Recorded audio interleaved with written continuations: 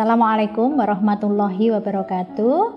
Saya Dr. Wareh Andan Puspitosari, psikiater, Kepala Bagian Psikiatri di FKIK UMY. Hari ini kita akan belajar bersama tentang manajemen gangguan jiwa pada jamaah haji. Sebelum kita mulai, mari kita berdoa bersama. Mudah-mudahan apa ilmu yang kita dapatkan hari ini menjadi ilmu yang manfaat untuk kita semua. Kita berdoa bersama. Bismillahirrahmanirrahim. Raditu billahi robba wa bil islami dina wa bi muhammadin nabiyya wa rasula. Rabbi zidni ilma warzuqni fahma. Amin. Rabbi sori sodri wa yasirli amri wahlul uqdatam min lisani yafqahu qawli. Alhamdulillah ya, kita akan belajar bersama. Doa kita semua ya, mudah-mudahan kita akan bisa menjadi pelayan tamu-tamu Allah di tanah haram gitu ya. Dan hari ini adalah salah satu persiapan kita semua sebagai dokter di dalam melayani jamaah di rumah Allah, yang mudah-mudahan menjadi doa kita semua dan dikabulkan oleh Allah. Hari ini kita akan belajar tentang manajemen gangguan jiwa jamaah haji. Akan ada beberapa section nanti ya, beberapa bagian di dalam kuliah kita hari ini. Mengapa kita sebagai dokter perlu memiliki pengetahuan dan keterampilan dalam manajemen gangguan jiwa jamaah haji gitu ya? Kenapa kalau misalnya dulu kita mungkin lebih banyak fokus pada kesehatan fisik, tapi kemudian kita menyadari bahwa ternyata masalah kesehatan jiwa angkanya semakin bertambah, dan itu membutuhkan kesiapan kita sebagai dokter di dalam melayani jamaah di tanah suci.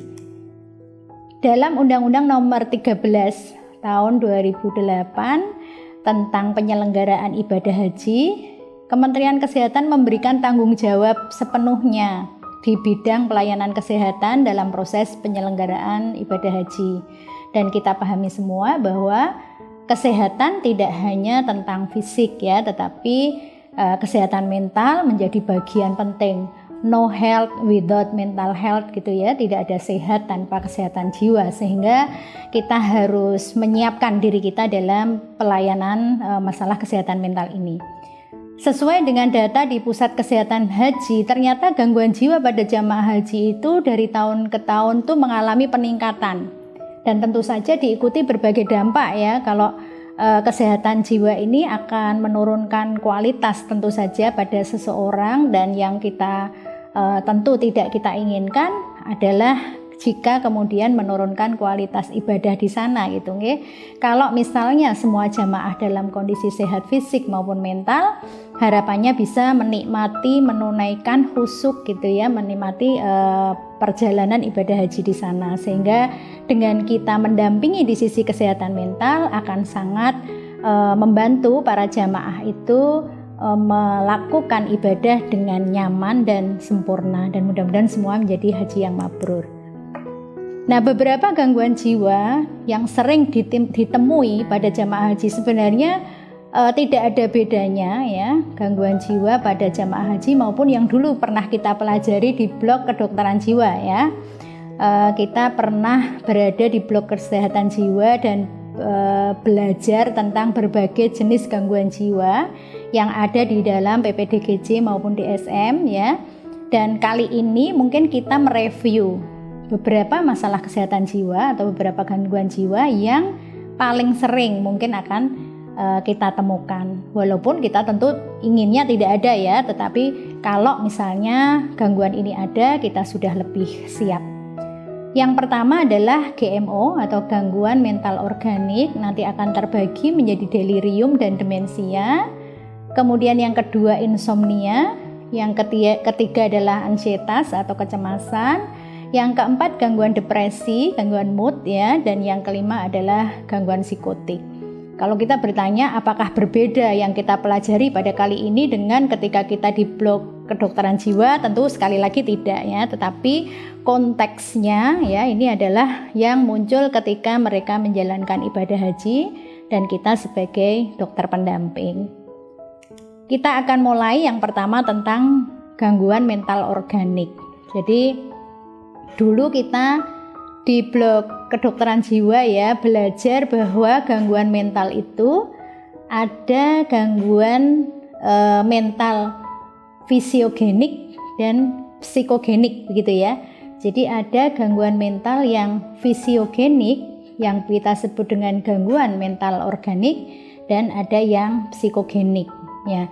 Bukan berarti yang psikogenik itu tidak melibatkan biologi tubuh kita, tidak ya. Semuanya adalah ada masalah di sistem biologi neurotransmitter kita. Tetapi pada gangguan mental organik yang disebut sebagai gangguan fisiogenik itu adalah gangguan mental yang diakibatkan oleh masalah fisik.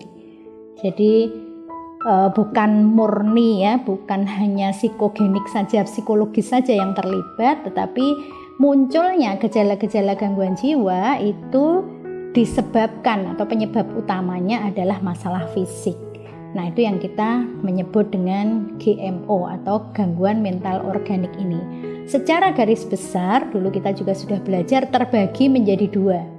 Ada delirium dan ada demensia. Dan barangkali di dalam konteks kita belajar tentang gangguan jiwa pada jamaah haji, nanti mungkin akan dominan kita diskusi tentang delirium dan demensia ya, dibandingkan dengan yang lain, karena memang ini yang akan lebih banyak kita temui besok ketika kita mendampingi para jamaah haji. Kenapa kok paling banyak? Nanti kita akan lihat satu-satu ya. Nah, ini adalah salah satu alasan kenapa delirium dan demensia itu lebih banyak akan kita temui ketika kita mendampingi jamaah. Yang pertama adalah karena jamaah haji di Indonesia itu mayoritas adalah lansia atau geriatri, lebih dari 54%. Apalagi dengan waktu tunggu yang sekarang semakin panjang ya. Sekarang waktu tunggu haji itu ada yang sampai 30 tahun. Jadi bayangkan kalau misalnya mendaftar haji di usia 40 tahun saja, itu berangkat sudah 70 tahun itu. Jadi itu saja kadang-kadang mendaftarnya udah lebih tua lagi, sehingga pasti lansianya menjadi dominan. Nah, waktu tunggu yang lama inilah yang membuat jamaah haji Indonesia terutama ya, itu mayoritas adalah usia lanjut, sehingga demensia dan delirium itu menjadi gangguan jiwa yang dominan ada pada jamaah kita. Salah satu riset yang dilakukan ya ketika di Balai Pengobatan Haji Indonesia di Mekah ya dan Madinah, ternyata 70% dari jamaah haji lanjut usia itu dirawat dengan diagnosis demensia. Nah, jadi karena lansia tentu problem utama yang gangguan jiwa yang sering terjadi adalah demensia itu, dan ternyata angkanya 70%. Nah, faktor-faktor yang memicu kita pahami bersama ya, bahwa kondisi alam, kondisi lingkungan, sosial masyarakat dan semuanya ya, sosial lingkungan itu kan berbeda sekali antara di Indonesia dengan di Mekah dan Madinah gitu, sehingga perbedaan-perbedaan ini menjadi faktor bisa menjadi faktor presipitasi ya, pemicu. Mungkin sudah demensia tapi menjadi lebih berat ketika di sana, atau mungkin juga memicu untuk menjadi muncul walaupun ketika di sini belum dominan gejala-gejalanya muncul ya.